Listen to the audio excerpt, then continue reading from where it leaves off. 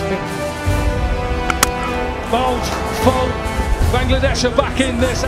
বাংলাদেশের ক্রিকেটে সাকিব আল হাসান অধ্যায় তাহলে চূড়ান্তভাবেই শেষ। যদিও গত বছরের আগস্টের পরই এটি প্রায় নিশ্চিত ছিল, তবে এবার খোদ যুব ও ক্রীড়া মন্ত্রণালয়ের উপদেষ্টা আসিফ মাহমুদ স্পষ্ট করে জানিয়ে দিয়েছেন আর কখনো জাতীয় দলে ফিরতে পারবেন না এই বিশ্বসেরা অলরাউন্ডার। গত বছরের 5 আগস্ট ছাত্র জনতার অভ্যুত্থানে সরকার পতনের পর থেকেই সাকিবের জাতীয় দলে ফেরা অনিশ্চিত হয়ে ওঠে। এবার সেই অনিশ্চয়তা শেষ হয়ে গেল। গতকাল সোমবার রাতের বেসরকারি টেলিভিশন 24কে দেয়া সাক্ষাৎকারে আসিফ মাহমুদ বলেন, তাকে বাংলাদেশের পতাকা বহন করতে দেওয়া যাবে না।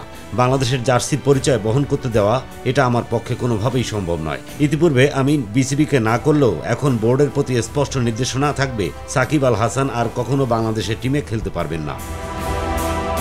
এর পেছনে কারণও ব্যাখ্যা করেছেন আসিফ।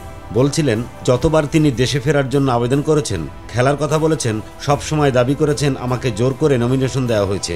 আমি রাজনীতির সঙ্গে জড়িত না, শুধু এলাকার মানুষের জন্য এমপি ইলেকশনটা করেছি। কিন্তু বাস্তবতা হলো তিনি আওয়ামী রাজনীতির সঙ্গে আষ্টে পৃষ্ঠে যুক্ত, যার প্রমাণ আমরা স্পষ্টভাবে পেয়েছি। পুরো ঘটনার সূত্রপাত গত রোববার। সেদিন রাতে সাকিব ফেসবুকে সাবেক প্রধানমন্ত্রী শেখ হাসিনার জন্মদিনের শুভেচ্ছা জানিয়ে তার সঙ্গে একটি ছবি পোস্ট করেন। সেই পোস্ট ঘিরেই শুরু হয় বিতর্ক। তখন রাত 10টার দিকে আসিফ মাহমুদ ফেসবুকে লেখেন, একজনকে পুনর্বাসন না করায় সহস্র গালি দিয়েছেন আপনারা আমাকে, but I was right, end of the discussion.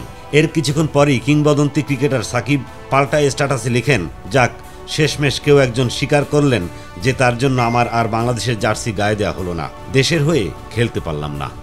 Ismail Hussain, ইমু, আজকের দৈনিক।